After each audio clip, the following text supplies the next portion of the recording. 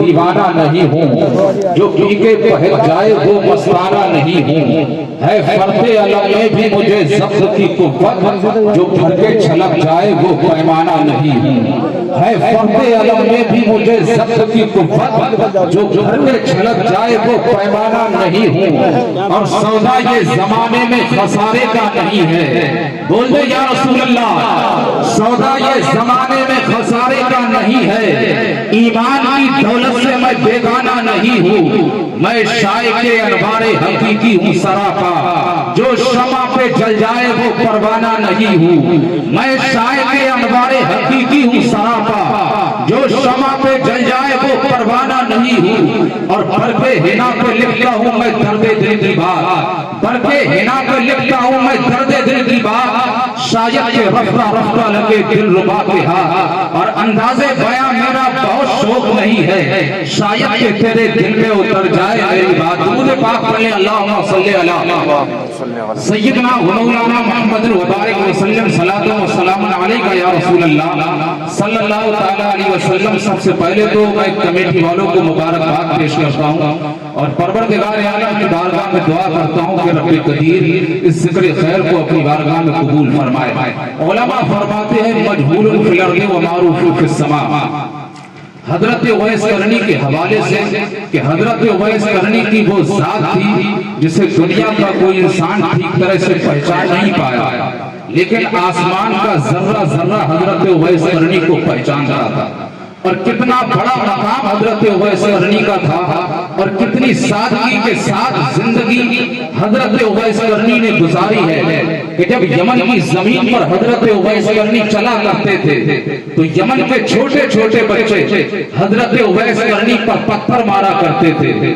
آپ نے عاشقوں کی داستان پڑھی ہوگی، آپ نے محبت کرنے والوں کی تاریخ پڑھی ہوگی، لیکن زمانے کے اندر حضرت اویس قرنی منفرد نظر آتے ہیں۔ جب چھوٹے چھوٹے بچے یمن کے حضرت اویس قرنی پر پتھر مارتے تھے تو اویس قرنی وہی پتھر اٹھاتے تھے اور اٹھانے کے بعد ان بچوں کو دیا کرتے تھے، کہتے تھے اے بچوں مجھ پر پتھر ضرور مارو لیکن بڑے بڑے پتھر مت مارا کرو، اس لیے کہ جب تم بڑے پتھر مارتے ہو میرے وجود پر پتھر لگا کرتے ہیں، جسم سے خون نکلتا ہے، اور جب خون نکل جاتا ہے میرا وضو ٹوٹ جایا کرتا ہے۔ یہ قوم اویس کو دیوانہ کہتی ہے، قوم اویس کو پاگل کہا کرتی ہے، وضو کے لیے پانی نہیں دیا کرتی ہے، اس لیے پتھر ضرور مارا کرو لیکن چھوٹے چھوٹے پتھر مارا کرو، جب بڑے پتھر مارتے ہو میرے وجود سے خون نکل جاتا ہے، وضو ٹوٹ جاتا ہے، جب وضو ٹوٹ جاتا ہے تو نماز میں تاخیر ہو جایا کرتی ہے۔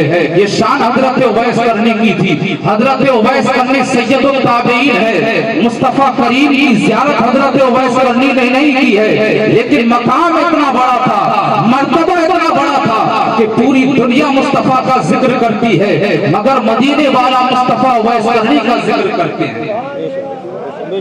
حضرت اویس قرنی کی ماں بوڑھی تھی اور آنکھوں سے بھی نابینا ہو چکی تھی، اس لیے حضرت اویس قرنی سرکار کا دیدار نہ کر سکے، ہمیشہ اپنی ماں کی خدمت میں رہا کرتے تھے۔ ایک مرتبہ ماں نے آواز دی رات کے وقت میں، حضرت اویس قرنی اپنے ماں کے قریب آئے، امی جان جی ماں نے آپ کو کچھ کام بتایا، حضرت اویس قرنی نے کام کیا، اس کے بعد اپنی ماں سے عرض کرتے ہیں امی جان میں سرکار کا دیدار کرنا چاہتا ہوں، ماں آپ سے اجازت لینا چاہتا ہوں۔ ماں حضرت اویس قرنی کو اجازت دے رہی ہے اور دیتے دیتے حضرت اویس قرنی سے فرماتی ہے اے میرے بیٹے اویس سرکار کی زیارت کے لیے تو جا رہے ہو لیکن سورج غروب ہونے سے پہلے آپ یمن کے اندر آ جانا۔ اللہ اکبر، حضرت اویس قرنی چلے ہیں، جیسے ہی شہر رسول کے قریب پہنچے ہیں دور سے مسجد نبوی نظر آئی ہے، حضرت اویس قرنی نے سلام کیا ہے،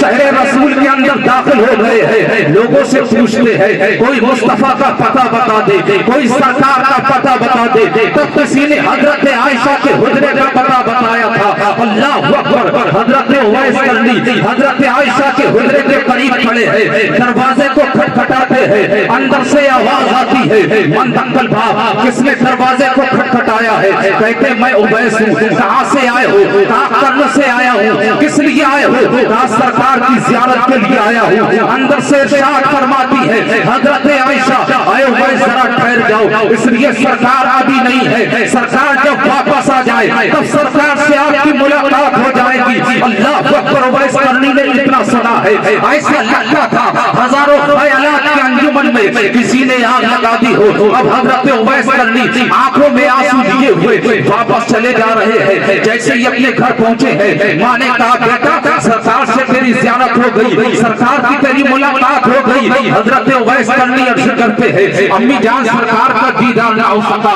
حضرت اویس قرنی کی ماں فرماتی ہے بیٹا دیدار کرنے کے لیے گیا تھا, پھر دیدار کس لیے نہ ہو سکا. تب اویس قرنی عرض کرتے ہیں امی جان گیا دیدار کرنے کے لیے تھا, لیکن سرکار مدینہ شہر کے اندر نہیں تھے, سرکار کہیں باہر تشریف لے گئے ہیں. آج نے جو شرط لگائی تھی کہ غروب ہونے سے پہلے آپ یمن کے اندر آ جانا, امی جان آپ کے حکم پر عمل کیا ہے, اس لیے میں پہلے آ گیا ہوں. رات کا وقت ہوتا ہے, حضرت اویس قرنی کی ماں ہے اپنے دامن کو پھیلا دیتی ہے, عرض کرتی پروردگار تجھ سے دولت کا سوال نہیں کرتی ہوں, شہرت کا سوال نہیں کرتی ہوں, مال و زر کا سوال نہیں کرتی ہوں, میں اپنے بیٹے کے لیے دعا کرتی ہوں. پروردگار جب تک تیری دنیا کے اندر تیرے محبوب کا ذکر ہوتا رہے گا تب تک میرے بیٹے اویس قرنی کا بھی ذکر ہوتا رہے گا. اس لیے مصطفیٰ حضرت اویس قرنی کا ذکر فرمایا کرتے تھے. جب سرکار باہر سے مدینہ شہر کے اندر تشریف لائے, سرکار کی عادت کریمہ تھی جب آپ شہر کے اندر داخل ہوتے تھے تو سب سے پہلے مسجد نبوی کے اندر جایا کرتے تھے, 2 رکعت نماز نفل ادا کرتے تھے. اس کے بعد سرکار جب اپنے گھر تشریف لائے تب سرکار فرماتے عائشہ ایسا لگتا ہے میرا کوئی غلام آیا تھا, ایسا لگتا ہے میرا کوئی غلام آیا تھا. اس کے بعد سرکار اپنے بٹن کو کھولتے ہیں اور یمن کی طرف کر کے ارشاد فرماتے ہیں عائشہ مجھے ملک یمن سے وفا کی خوشبو آتی ہے. اور ایک موقع پر سرکار نے فرمایا تھا اللہم بارک لنا فی یمننا, پروردگار ملک یمن کے اندر برکت نازل فرما. تب صحابہ نے عرض کیا تھا حضور یمن کے لیے برکت کی دعا کیوں کر رہے ہیں؟ تب سرکار نے فرمایا تھا یمن کے اندر میرا غلام اویس قرنی رہتا ہے. اور کیا سادگی تھی, جب حضور صلی اللہ علیہ وسلم کا آخری وقت آیا تب صحابہ نے عرض کیا یا رسول اللہ آپ کا جبہ شریف کس کو دیا جائے؟ سرکار نے فرمایا یمن کے اندر میرا ایک عاشق رہتا ہے جس کا نام اویس ہے, اس کو یہ میرا جبہ دینا.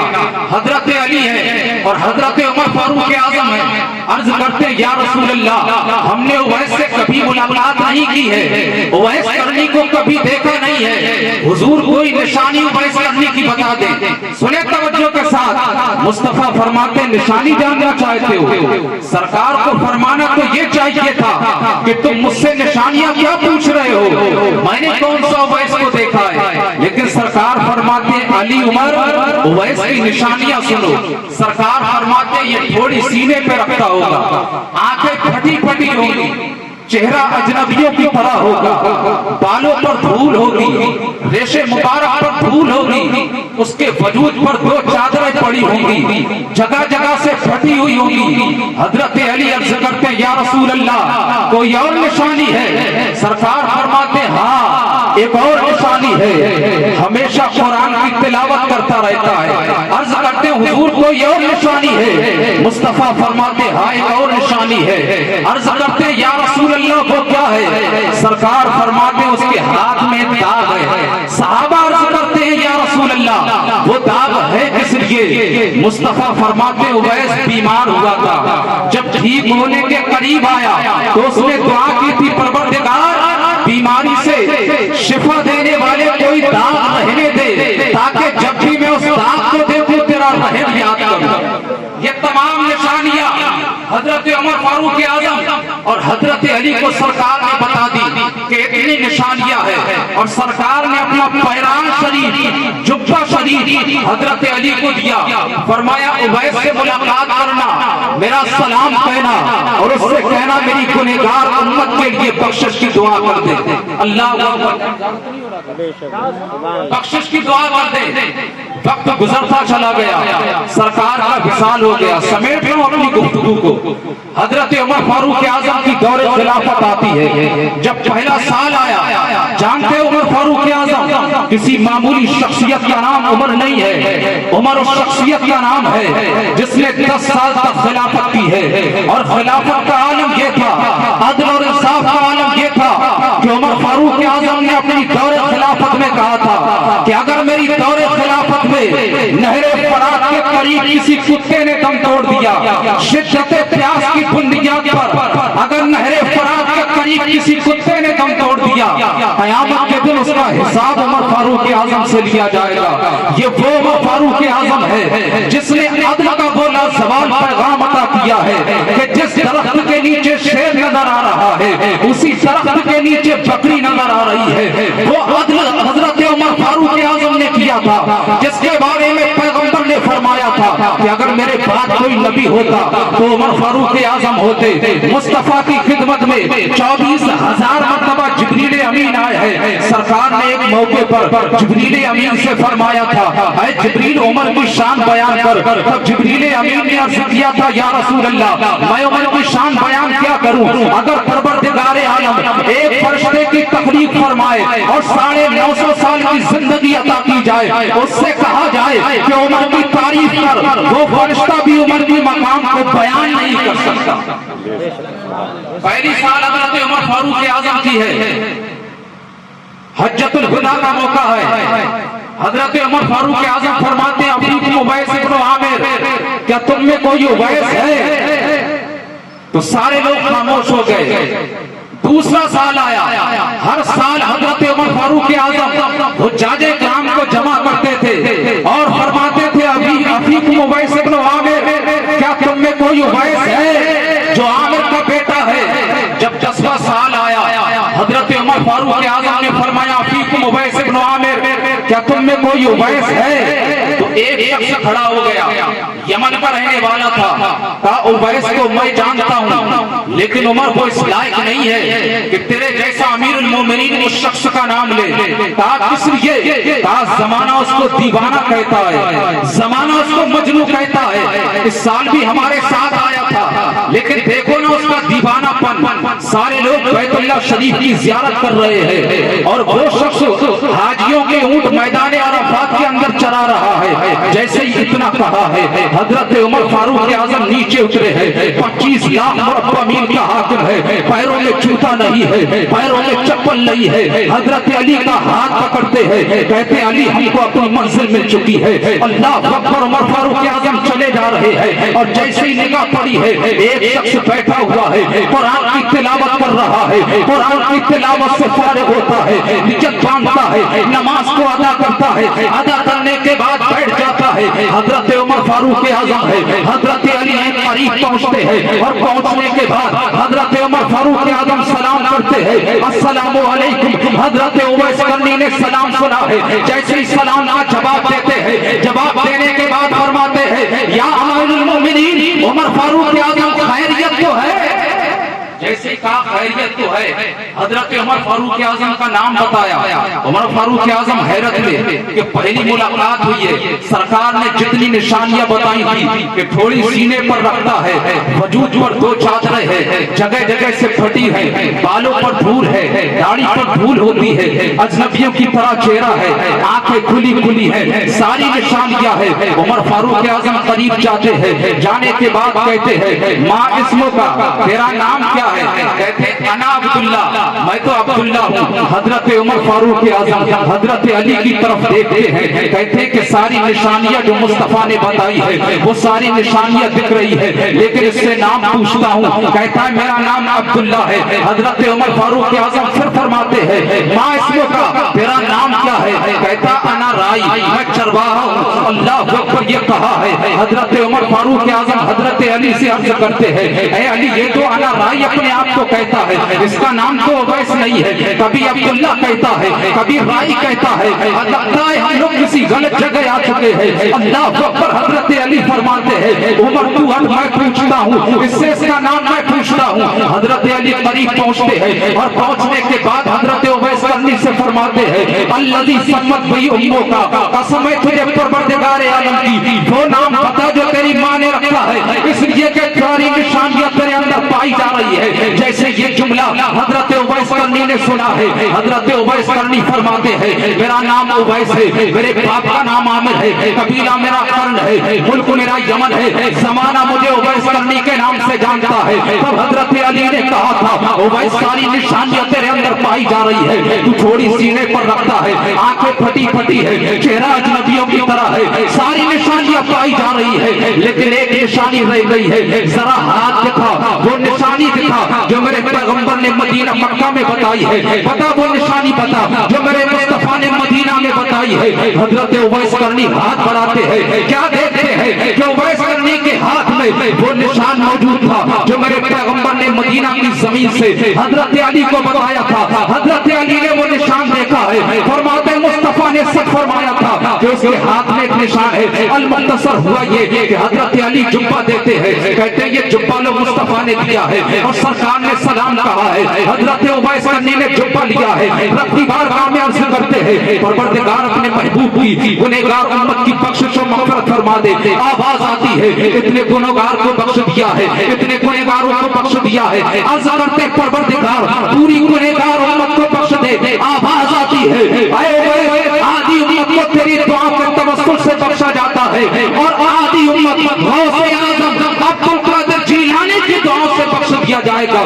ضرورت اس بات کی ہے خوف خدا پیدا کرو, خشیت ربانی کی ضرورت ہے, احساس ندامت پیدا کرو.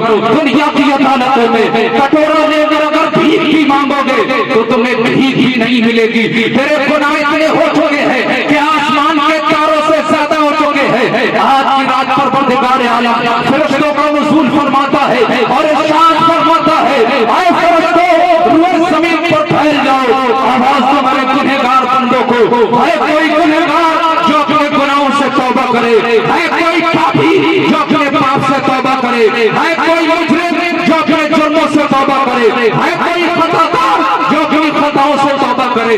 پاپی عرض کرتے پروردگار بہت پاپ کر لیے معاف فرما, خطاکار عرض کرتے پروردگار بہت خطائیں کر لی معاف فرما, گنہگار عرض کرتے پروردگار بہت گناہ کر لیے معاف فرما.